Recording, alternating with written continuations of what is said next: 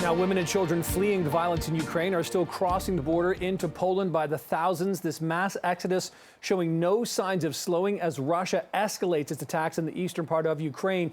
The United Nations now estimates over 500,000 Ukrainians have already left their homeland for the safety of neighboring nations. Well, for the latest on Canada's efforts now is our ambassador to the United Nations, Bob Ray, joining us on CP24 Breakfast. Do appreciate your time, Ambassador Ray.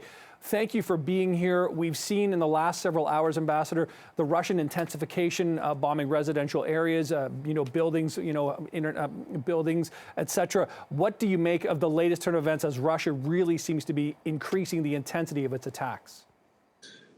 I think they're a reflection of an increasing desperation on the part of the Russians.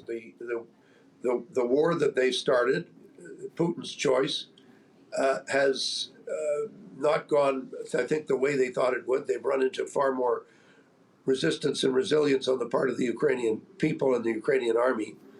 And secondly, the West has come together in a way that the Russians never anticipated. And so there's huge pressure on the Russians on their economy. So as things get worse and tighter for Putin, it's going to be bad. I mean, it is bad already, but it's a very tough time at the moment because he's attacking civilians, which is a crime for which he must be held responsible.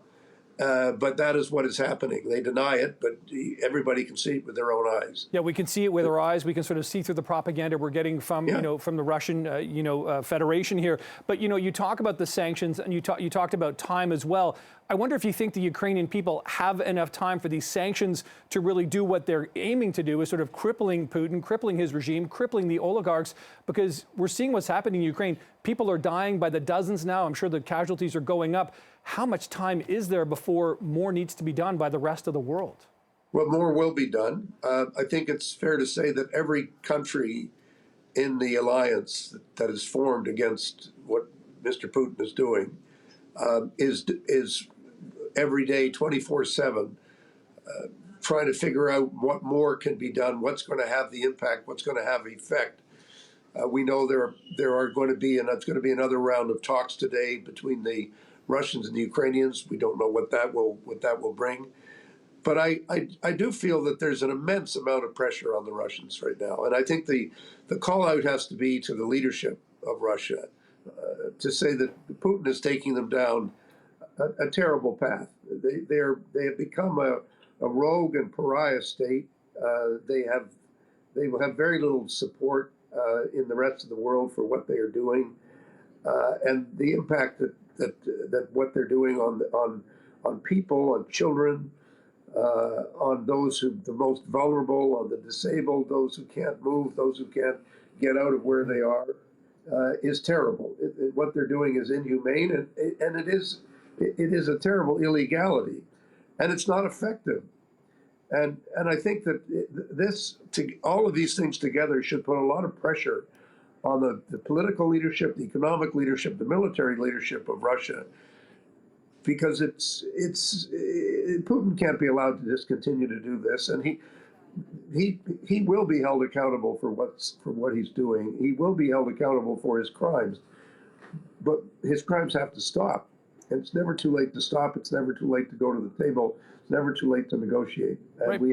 we have to keep pressing for that. But pressing for it is indeed important, no doubt about that. But do you get the sense at all that Putin is feeling the pressure? I mean, he's stepped up his attacks in the last 24 hours. We've had Major General, former Major General David Fraser on the program earlier saying he expects this to be a bloody and brutal week in Ukraine. So, pressure may be one thing, but do you actually think the regime is feeling it? I think, not to argue with you, Nick, but I think of course he's feeling it, and the way he's feeling it is to try to bring this to an end much more quickly. And I don't believe that the Ukrainian army and the Ukrainian people are going to let him do that, and I don't think the Western Alliance is going to allow him to do it either. I think we have to show a little bit of stronger sense of confidence that Ukraine will prevail, the people of Ukraine will prevail, as difficult and as awful as this is. We're going to get there. And I think there's a much greater sense of resolution. I think you saw it in President Biden's speech last night.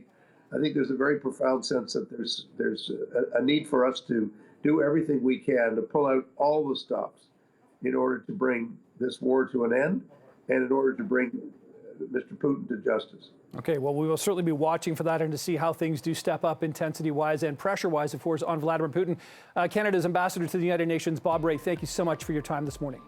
Thank you, Nick. Good to talk to you. Take care.